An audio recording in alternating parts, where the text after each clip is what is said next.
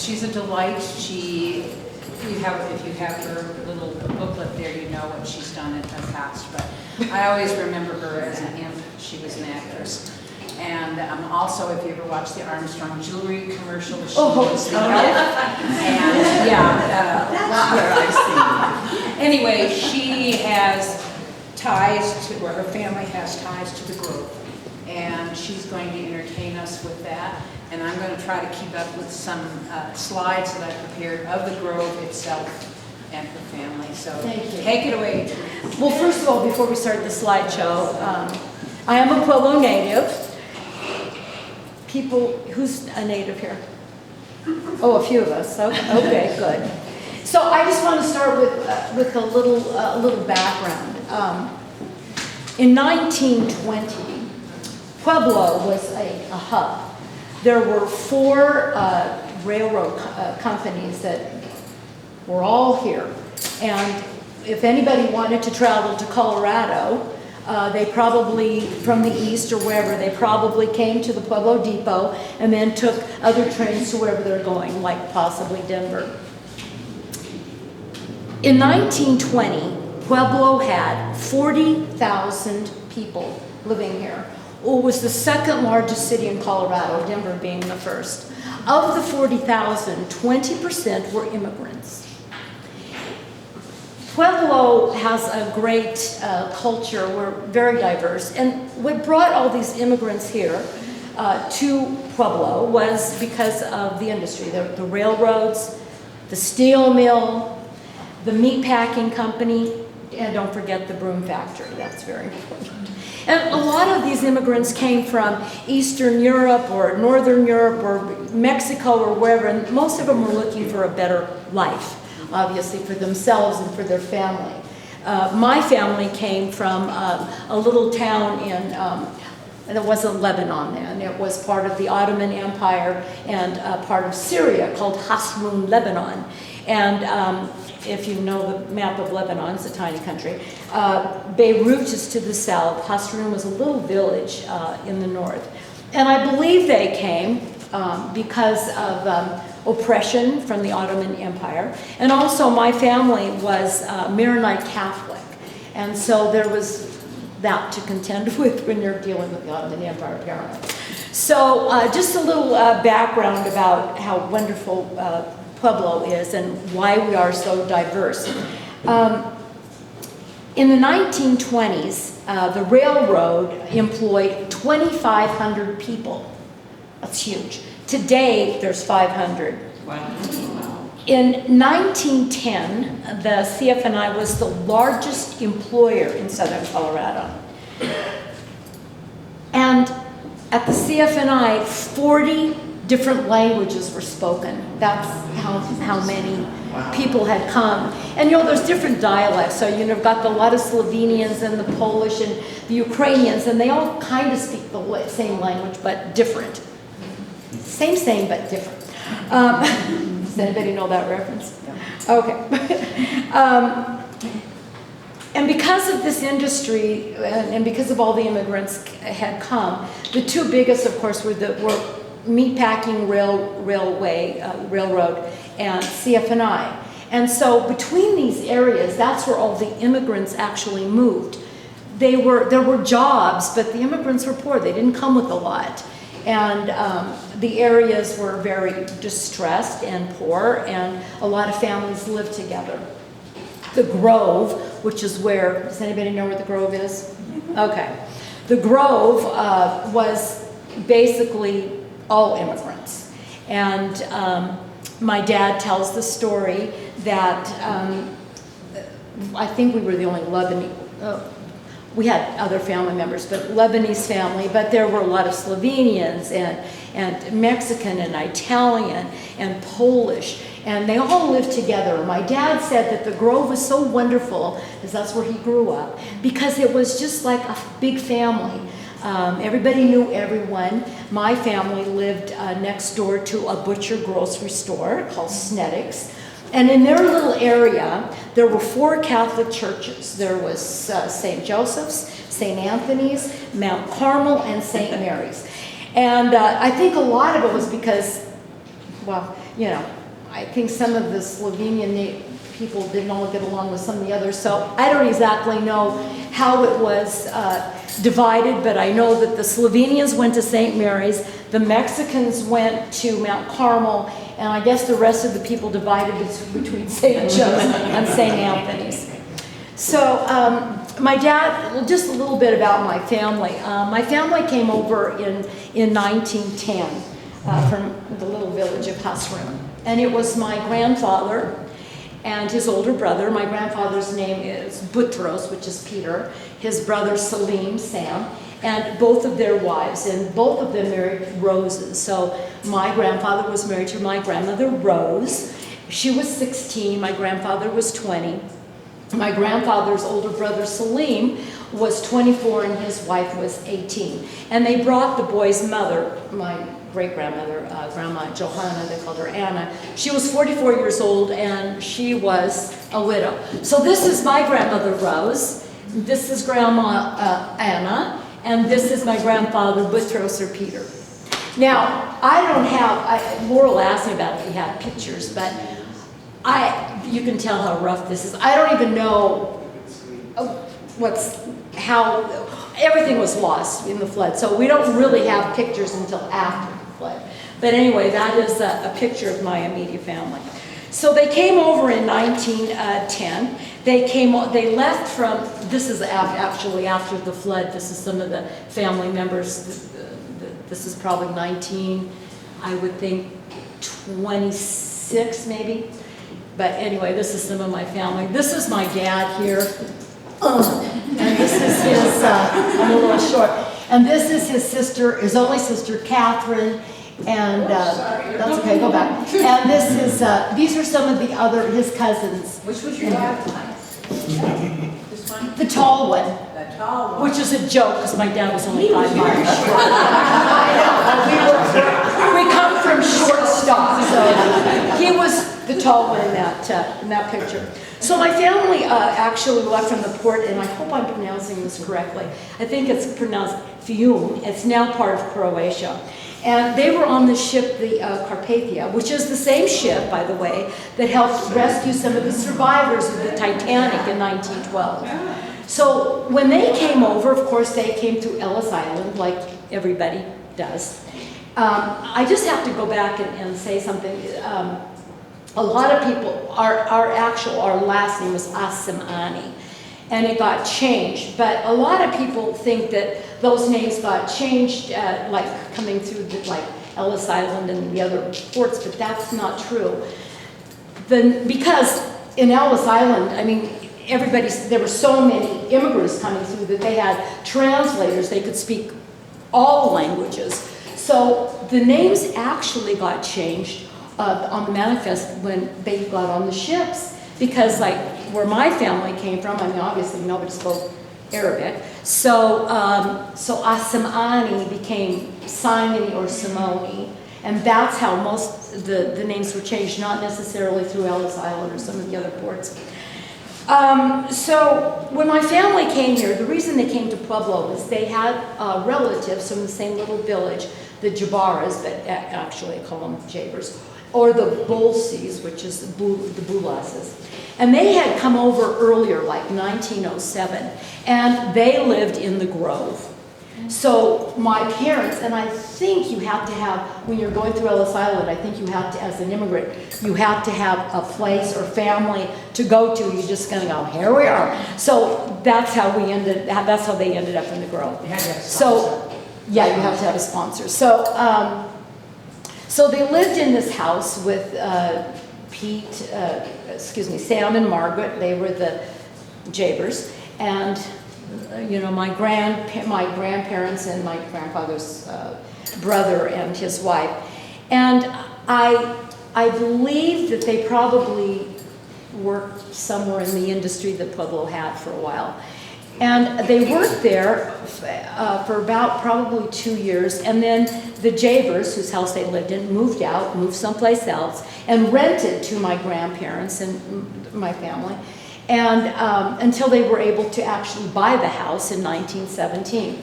So the house is in the Grove. and I was actually occupied in 1921 by my grandmother, my grandfather, my father's older brother, his wife, and each of them had 5 kids.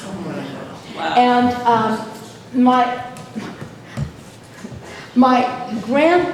grandmother and her sister-in-law were very entrepreneurial.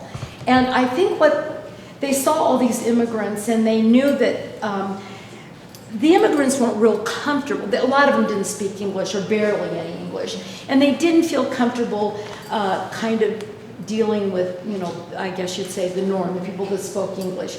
So, or even shopping, there were, in Pueblo at that time, there was wealthy, middle class, and immigrants.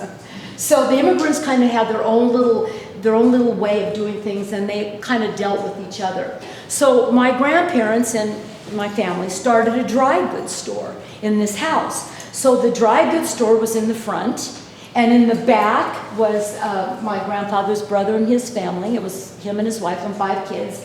And my grandparents lived upstairs with their 5 kids. Grandma Anna bounced back and forth between both families. Got sick of one, you go downstairs, you go. So I guess she was everywhere. My dad tells the story of how the 2 Roses, I'll just refer to them as that, were very astute. They had a very good ear, so to speak. And they said, if we're going to do business with the immigrants, we need to speak their language, because they don't speak very good English. Of course, neither did they. And we need to speak their language. So I wouldn't call them fluent, but they knew enough that they could speak, Ukrainian, some Polish, Spanish, Italian, so they could do business. So my dad tells the story that business was booming, that they had a horse and a cart, and they would go to the different, they'd go out to the farms and sell to the farmers, and they sold like work boots and pants and shirts and material and shoes, and they would go to these different places because all the immigrants were working railroads, the CF&I, the meat packing, so they needed work clothes. So they were very successful in the fact that they could communicate, at least enough to do business, and people would know them.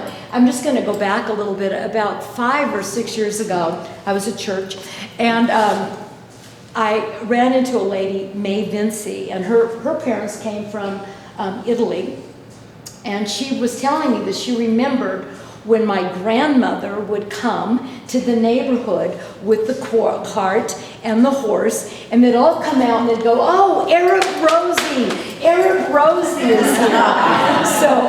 So they were greeted, at least with a lot of love, I suppose. Also, I want to say that a lot of the immigrants did not believe in banks. I'm just going to tell you this. So a lot of people, when they got paid, they didn't go to the bank. They would just, stuff it somewhere in a mattress, in a jar, wherever. So there's that. So we'll get to that a little bit later. So this is my dad's story. He said it was 1921, and he remembers it because that was the year his brother Jack was born. So Jack was not the baby, but Jack was 6 months old in June of 21. My dad was 5 and a half.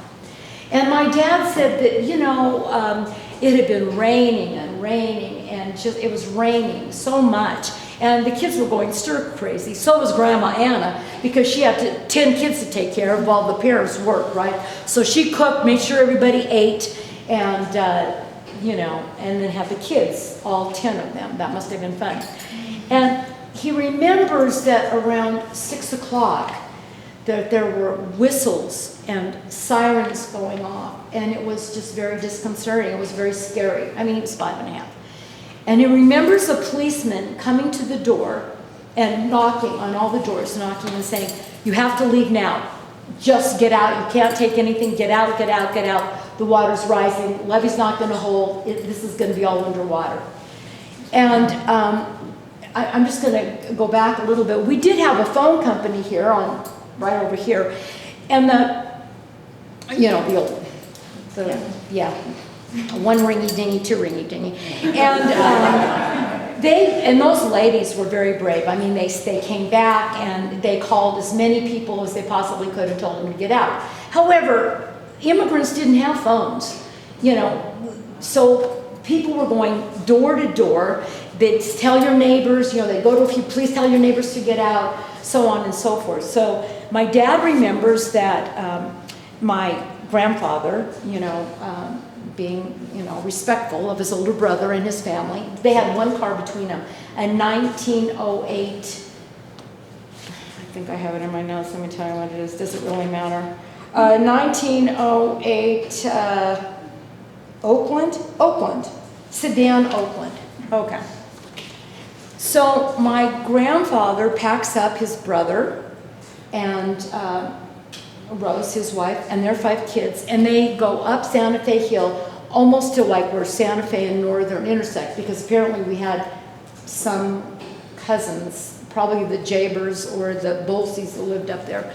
Got them delivered, came back down, packed up his family, went back up, and got them delivered. Now they had nothing, they just themselves, right? Their kids packed up.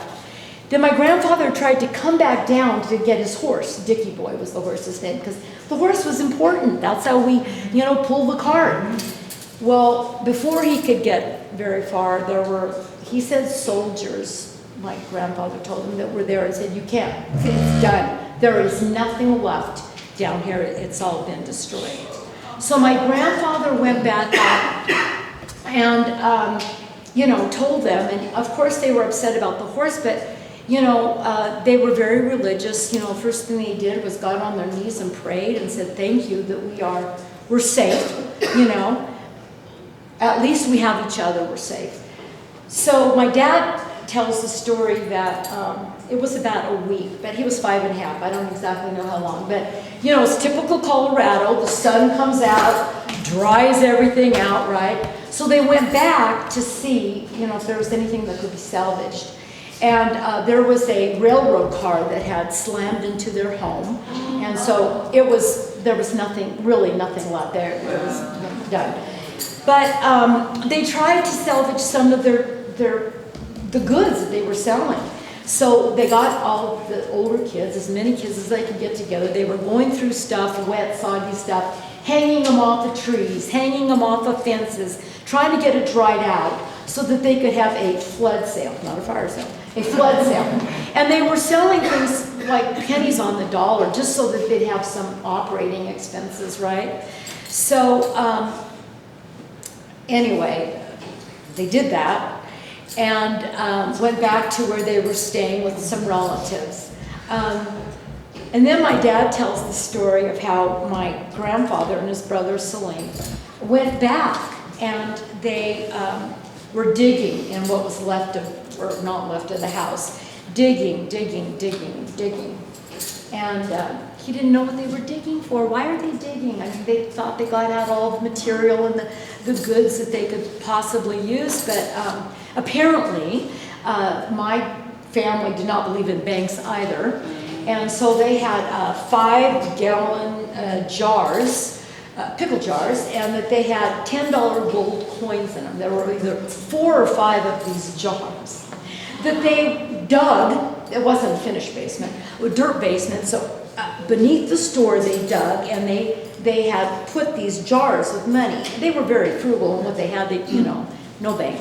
And apparently there was some of my grandma Anna's jewelry in those. I'm sure she didn't have much, but and they dug and they dug and they dug, and they never ever could find not one gold coin.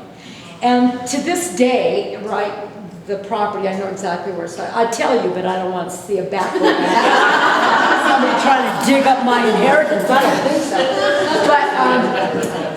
But they never could find anything. And my dad, the reason we call this is that I named it, you know, Stuck in the Mud or Somewhere in Kansas, is because when the boys were a little older, they would kind of go back and, you know, kick rocks around and see if they could find anything. And as they got older, they would have arguments or discussions, and they'd say, oh no, it's down there, it's stuck in the mud somewhere down there, and some of the others, the siblings would say, oh no, it's in Kansas, we'll never find it. So that's, hence we have the story of the stuck in the mud or in Kansas. But you know, my family was very, I mean, they persevered. It was so hard in Pueblo after the flood. I mean, I don't think people realized all of my family, my grandparents and their kids and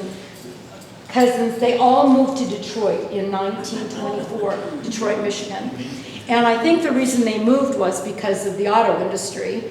And my grandparents, as soon as my Uncle Eddie, that he was the youngest, was born in Detroit. My grandmother hated Detroit, and she said, Butros, we have to come back to Pueblo. So they saved, and they came back to Pueblo, and they bought some property on the corner of Spruce and Northern, and opened up a dry goods store again there. But just my family, not the cousin. They all stayed in Detroit. And you might know it if you're from Pueblo. It used to be the old Alamo drugstore, and then it became Music Man. And so that's where they lived, and that's where their store was. So anyway, that's my flood story. And they persevered and they worked hard, and you know they managed to make it through. And the most important thing to them was that the family, I mean, you know, they lost stuff, but it's just stuff. And that they were able to stay together and come back.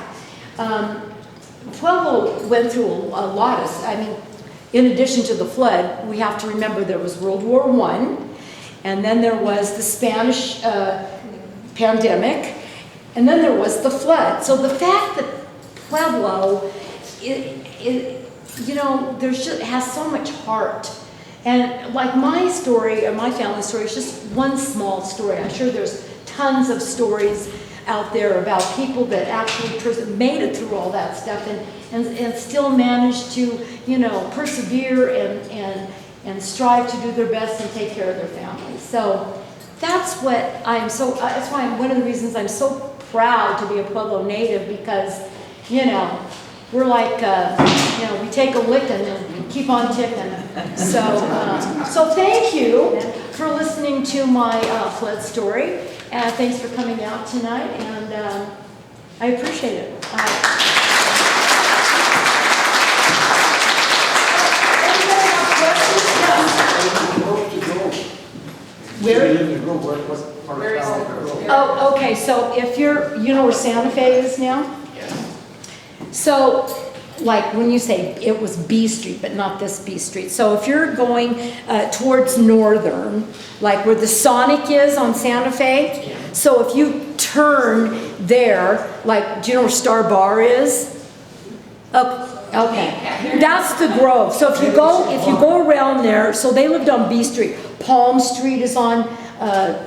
It's one of the corner streets, but that's the Grove. And it was very low. And the reason the Grove got the name Grove, according to my dad, is because there was a grove of cottonwood trees that grew there.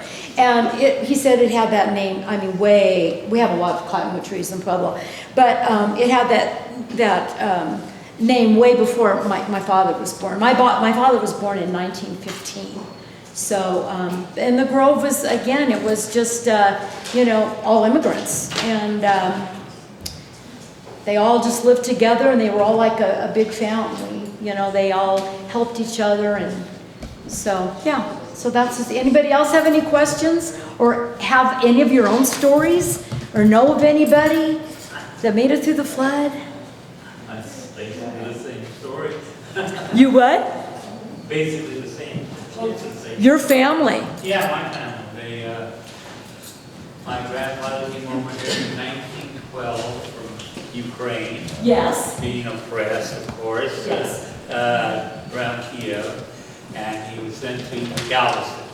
And they had the Galveston movement because everybody was coming to Ellis Island. So they sent him to Galveston, and they had basically two main places to send to Omaha for the stockyards or for here for the steel. Yep. And he came here and was going to go make a big living with my grandmother and bring her back over. Well, he started work at the steel mill and said, this isn't for him. So he started pedaling like all the others, but he didn't have a horse. He had to push me. And eventually got into used furniture. Yeah. Oh, yeah. Yeah. People's Denver furniture. People's Denver furniture.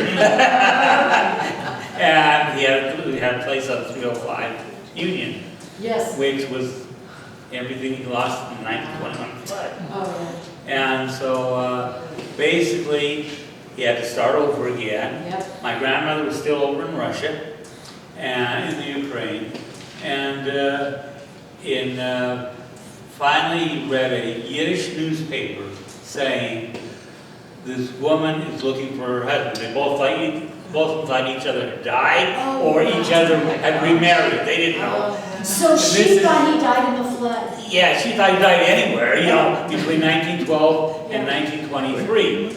And when he found her, he sent her money, and she came over in 1924. Lost one kid on the way, one child died on the way, coming over here. And my father was born in 25. Wow. So, and then everybody just basically, they worked at the store and worked at the furniture store all the time. Wow. That's a great Until story. they moved on to Santa Fe. Yes. Wow. And my grandmother kept her money in a fruit jar in the furnace vent. Oh. Fruit jar. See, it's jars. I can't hear. That they couldn't hear what Her you said. mother kept her money in her fruit jar in her furnace vent. They were quite, inventive. Oh, yes. Yeah, no banks. Let me just interject, since I put the PowerPoint together for Therese. You may be thinking, what is Death Lake? Oh, yes. Sadly, that's where a lot of the bodies washed into. And Santa Fe. so pardon? Yes. Oh, yeah, that is not Death Lake prior to the flood. No. But, and Riverside School, completely gone. And we talk now about Power Plant 5 and 6, which we saved a few years ago. Yeah. That's there. That was just, in fact, I don't believe it was quite done.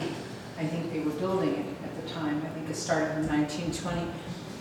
Some of these things made it through, but I'm not sure. Oh, look, there's an Orno. Isn't that cool? Yeah, that's interesting, how that Orno. Yeah. But somebody, well, Susan Adams, who's on our board, was really looking at these and blowing up the pictures. She said, that's a Orno. And this is the bluff, which they call Corona Park, or the blocks. Yep. CF and I. So I sat and tried to figure out what we were looking at, because I'm not from here either, I've been here a long time, but Susan knew which way we were. Orno is an outdoor adobe cooking oven. Beehive. A beehive oven. Yeah. Yeah. And tell me your names again.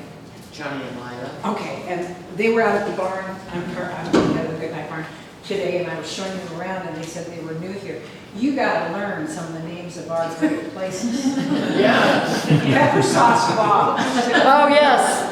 That was another place that a lot of immigrants Yeah, lived. immigrants. And Pepper Sauce Bottoms was famous for celery, and I think. Goat Hill. Goat Hill. I got a picture. But Goat Hill, I don't think they were underwater. No, they weren't, but. There it is. Yeah, there's Yeah, Goat Hill. right here. And as do you know where the art center is? Yeah. Okay, well, if you look up, It's built on the back. Yeah, we know where That's Goat Hill good. is. We drive around town with little houses. I've lived on Goat Hill. well, I have to say that we have the cutest names for. Don't we? Bojon Town. Oh, yeah. Yeah. Nobody knows what Bojons are unless you're from Pueblo. I mean, if you say Bojon, nobody knows. You can go other places in the country and say Bojons. So Bojon is what the... There is somebody that I see when I used to work at the Steelworks Museum, and I would see this car all the time, and it had A license plate. a license plate that said Bojan, B-O-N-J. Those are people of Polish descent that live in Pueblo. And that beautiful. Well, yeah. Well, yeah, I'll tell you how the name came about. And this is, you know, of course, from one person to another, like playing telephone, I'm pretty sure there is some truth to it. But a lot of them came through France to immigrate. Yeah. And they thought they were just beautiful people. Bonjour. Yeah, They were Bojan, beautiful. And it kind of morphed into Bojan. Bojan. Yeah, and that's up near Eiler's Tavern, that's that area there. Yes. Someday we need to put together an auto tour that goes through all these places. Good idea. Because I just, you know, I'm not a native here, but I'm here and I feel very attached to it. And all these things are just wonderful, and being a historian from the area, I want everybody to know these things, you know. And if you haven't been to our museum, since it's been revamped, It's great. it's been completely redone, and it is in honor of the ethnicity and the heritage of Pueblo. You will see all the different exhibits that have to do with the different peoples that came over. They came over, they were recruited by CF&I, and they paid their way over, and then the families came over later, and the Italians would work at CF&I during the day, and then they were out on the mesa and Working truck farming. Truck farming. And if you haven't been out to our farms, Oh, go. they are It's fabulous, and our chilies are better than Hatch. One thing I do want to say is, you know, but to this day, nobody knows how many people actually lost their lives in this flood. And a lot of the reason is because they weren't they being whoever, they weren't too picky about, you know, recording people that were the immigrants. So you would have, for instance, like, you know, Sam, Jaber, and family. Nobody knew where they were. They're probably dead, but nobody knew how many people were in the family. Was there 5? Was there 10? So that's why there's, to this day, we don't know how many people have actually perished in the flood, because, to be real honest, you know, they didn't really care that much about it. We went down to Fowler, was that it? Yeah, we went down to the museum in Fowler, and the curator there showed us all these photos from that area Yeah. that got impacted by the flood. And it was like, oh my God. Yeah, our farmers didn't feel it. They lived up from the river, most of them. There Yeah. weren't too many on the river bottoms, but Fowler, Yeah. Rocky Ford down that way. Fowler, Got Rocky it. Ford, they got Yeah. wiped out. Do you know how far the flood affected going east? How far? Oh, It went to Kansas, I'm not sure. it went to Kansas. Yeah. In fact, in 1929, they found the skeletal remains of a woman who they were able to later identify. I'm not exactly sure how, but she was one of the women that was lost in the flood, and that was 40 miles east of Pueblo. Yeah. So, I mean, And there's always Lucky. there's Lucky, You know the who that horse. is? There's Lucky. Okay, Yeah. Lucky is in our museum, Lucky ended so, up in Rocky Ford? Avondale, in a tree. In a tree. From a Yes. shade. How does that happen? Anyway, please come to the museum and see these things and understand, we're really different than some of the other museums. We have fabulous museums in town, but this one is about heritage. I did have one question. Did any of your family die in this? No. No. Do you have any stories of, you know, acquaintances of it? I'm sure they knew people. I'm sure they did, but you know, this is my dad's story, and he was Sure. 5.5. And then, so, you know, I mean, Detroit, so. and then they moved to Sure. Detroit in 1924. And then, you know, just my part of the family, my grandparents came back. The rest of the family stayed in Detroit. In fact, I go back to their reunion because there's so many of them. They all had like 9 and 10 kids. We didn't do that here in Pueblo. It must be the water in Detroit. I don't know. Anyway, but you know, I just know that he, you know, they were just so, their little family was together. And a 5.5, I'm not, you know, I don't know. I'm sure if they you- felt quite blessed that They did, they did, they did, and Yeah. you know, I don't So know they of any, but again, this is my dad's story, he was 5.5, so, I mean, you know, I wish I would have asked more questions when I was growing up, but, you know, because my grandmother died when I was 15, but you know, when you're 15, you just don't ask. You know, you're looking for dates. You want to have a boyfriend. You don't ask pertinent questions about your family. But I'm sorry I missed out on all that stuff. But yeah, you're welcome. Thank you. Thank you.